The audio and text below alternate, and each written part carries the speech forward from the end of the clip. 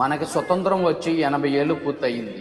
ఈ స్వతంత్ర దినోత్సవం సందర్భంగా మా అబ్బాయి పాఠశాలలో పిల్లలకి ఆహారం కొంటేనే వస్తుంది అని మాత్రమే తెలుసు. కానీ అది తయారీకి ఎంత కష్టం ఉంటుందో తెలియటం, అలాగే రైతు యొక్క కష్టం విలువ తెలిసేలా ఈ విత్తనాలు నాటే కార్యక్రమాన్ని చేపించారు.